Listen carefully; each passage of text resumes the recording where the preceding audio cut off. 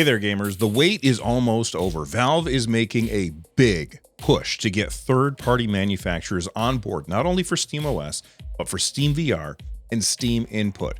We've been waiting for Valve to pull the trigger on SteamOS for everyone for a long time at this point, long enough that even I got sick of waiting and decided to give Bazite a try. If you don't know what Bazite is, it's essentially SteamOS, but put together by people over at Universal Blue. I've installed it on my ROG Ally X, I've installed it on my ROG Nook.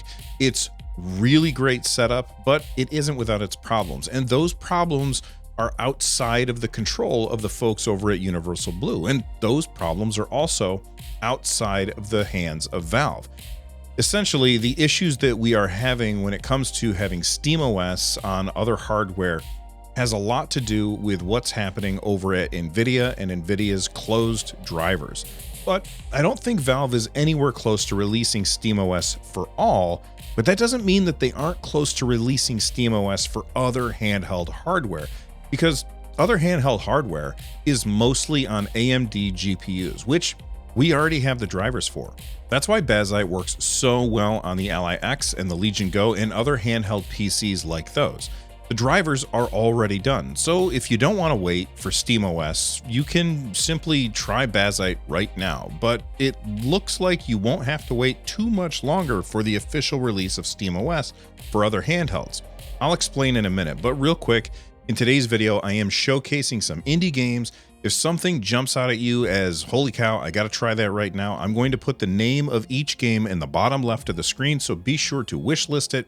And if you have some indie games that you think need more attention, let me know in the comments down below that like button. And while you're down there, don't forget to subscribe. I would love to hit 100,000 subs sometime next year. I found this over at Gaming on Linux, which is a site you should absolutely bookmark. Liam does a great job over there at keeping his eye on all things Linux, and that also means all things SteamOS. Since the release of the Steam Deck, Valve have repeatedly said that it is in their plans to ship SteamOS 3 to the public and for hardware vendors to ship it with their devices. The joke about Valve time is relevant as ever, though with no specific public roadmap or anything, and it's years in the making at this point. Well, thanks to SteamDB, who also scrape a lot of things from Valve aside from games like Steamworks documentation, we've now seen that Valve have updated their branding guidelines, and it includes a bunch of stuff about SteamOS and other things like that. Valve has said since the beginning that they want SteamOS available for everyone, but it's been a couple of years. In October of 2022, Eric Peterson and Lawrence Yang of Valve were interviewed about the Steam Deck by IGN, and this is what Yang had to say. We're really excited that there's a lot of growth in the space. We saw a lot of existing handheld PCs before the Steam Deck, and there continue to be more now, but with Steam Deck, it seems like the space has been really reinvigorated as people are looking to it as a viable category, which is really exciting for us. We think that the more choices that the customers have, the better. Not only are we excited to see this becoming a category of its own, but we're also excited to bring SteamOS to other manufacturers that might want to put it in their handheld gaming PC. That's my take on it. But then Valve got busy working on the OLED Steam Deck, and basically all of the people that are working on SteamOS 3 had to go and work on making sure that the hardware for the OLED Steam Deck was ready to ship. This delayed the shipment of SteamOS 3 for other hardware, and in 2023, Yang was interviewed yet again, and he said this in response to the question, so when are we getting SteamOS 3 outside of the Steam Deck? It's very high on our list, and we are working on it, but a lot of the same people that would make a general install of SteamOS available are the same people that are making Galileo, which is the code name for Steam Deck OLED. We're hoping soon, though it is very high on our list and we want to make SteamOS more widely available. We'll probably start by making it more available to other handhelds with a similar gamepad style controller, and then further beyond that, to more arbitrary devices. I think that the biggest thing, just, driver support and making sure that it can work on whatever PC happens to land on, because right now it is very tuned for Steam Deck. And if you fast forward to today, we now have the evidence that was data mined by SteamDB that I told you about earlier in the video. It's all about SteamOS and other hardware, and Valve is calling it powered by SteamOS. The Powered by SteamOS logo indicates that the hardware device will run the SteamOS and boot into SteamOS upon powering on the device. Partners and manufacturers will ship hardware with a Steam image in the form provided by and developed in close collaboration with Valve. So essentially what they're saying here is that they are working with other manufacturers already. And when those manufacturers are ready to start shipping hardware, it looks like they're going to have the option to ship it with SteamOS instead of Windows. And I, for one, I don't know about you, but whenever I buy hardware, if it has the option to ship with SteamOS, that is the version that I am going to buy. And if it doesn't have the option, I will install SteamOS myself after the fact. I've had plenty of experience using SteamOS or Bazzite on hardware, and I almost never feel the pull that I regret not having Windows. Windows is just kind of a pain in the ass at this point, and I really have no use for it. They also have a few other branding guidelines that are associated with other stuff, like the Steam VR logo for, VR hardware that's compatible with specific Steam VR features. I'll talk about that a little bit later on the video. Or Steam compatible for hardware shipping with Valve approved controller inputs. Think like the HoriPad Steam controller, which, by the way, I have a full review on.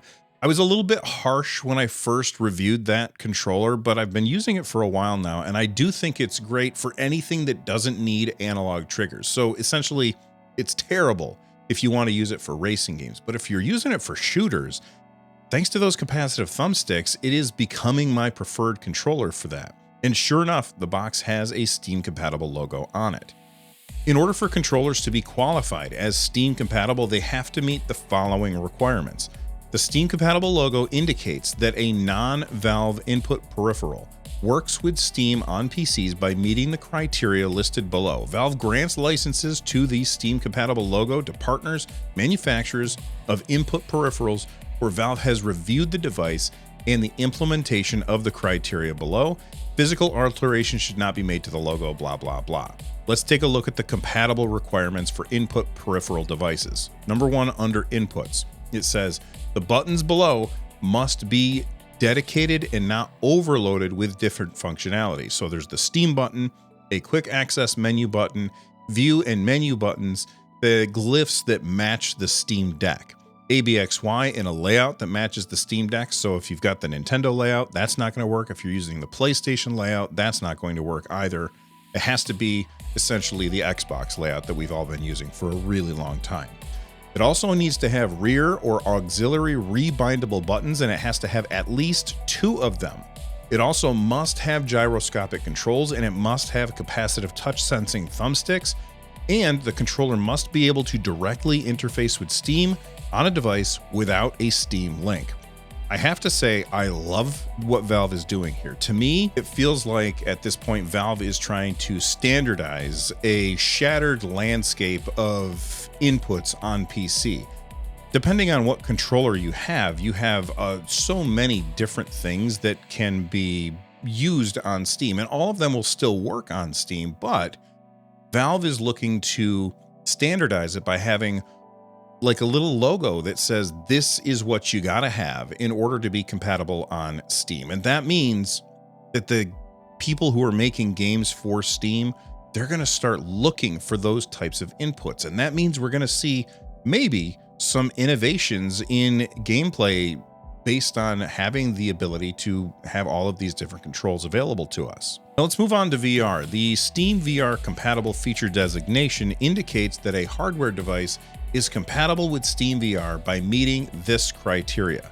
Number one, it must include a VR headset and an input device. So you cannot sell just a controller or just a headset and then say that it's Steam VR compatible. It has to have both. I don't know how I feel about that, because I think that, people might buy replacement parts and those should still be considered Steam VR compatible. Although I'm sure that Valve has thought of a reason why that doesn't make any sense. Number two, it has to ship with a driver for Steam VR, or one needs to be made available through the Steam store. Number three, it needs to operate with Steam VR runtime on PC. It has to include a system button that has been approved by Valve that brings up the Steam dashboard with access to a library and store whenever you're running Steam VR. It It has to be capable of running hundreds of VR titles that are available on Steam, and it needs to put the Steam store on parity with other stores if the Steam client is installed and running. So basically what that means is we'll say that the MetaQuest is the headset that we're talking about. Well, number one, it includes a VR and an input device, so check.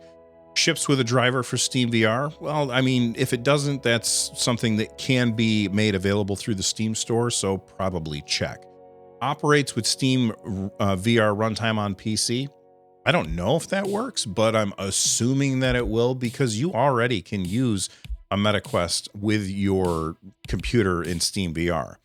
It also has to have a system button that will bring up the Steam dashboard when you are running a Steam VR runtime. Now, if you are somebody who has a MetaQuest, which I do not, and you know if that works, let me know in the comments down below. It has to be able to run the VR titles on Steam. I'm sure that it does. And then finally, the last one, it has to surface the Steam store at parity with other stores. So that means you got to be able to have the Steam store right next to the MetaQuest store when you are buying games on the MetaQuest. I don't know if the MetaQuest is going to check all of these boxes or not, but future hardware probably will. And everybody keeps talking about Valve's upcoming VR headset Deckard and their input Roy. And I think when you look at these things, all of the things that I'm talking about in today's video, in addition to Valve putting out their own headsets and controllers and the Steam Deck and the, their own Steam controller that's been rumored, I think that we're also seeing Valve say, hey, everybody else can do whatever the hell they want. You guys can make hardware, and all we have to do is make sure that it follows these rules, and we will slap a logo on that to help you sell your stuff. And I think that that is awesome. And I also really hope that Valve also sells the stuff straight through Steam, so that people don't have to go to third parties in order to buy this stuff. To me, looking at all of this stuff together, it seems to me like the wait is almost over. Valve is making a huge push into third-party manufacturers, getting them on board not only for SteamOS, but for Steam VR and Steam Input. And as somebody who has a bunch of games on Steam, I feel like that this is a culmination of what Valve has tried to do over 10 years ago with Steam Machines. Steam Machines failed. But at that time, we didn't have Proton. Steam Machines failed, and at that time, it was because Valve's partners priced themselves out of interest, and they didn't have reference hardware directly from Valve to push those prices down. With the Steam Deck taking the industry by storm, and Valve continuing to have market dominance in the PC gaming space, it feels like Valve is about to get things right this time. I only hope that we don't have too much longer to wait. From the NerdNest, I'm Bill. Stay rad, and thanks for watching.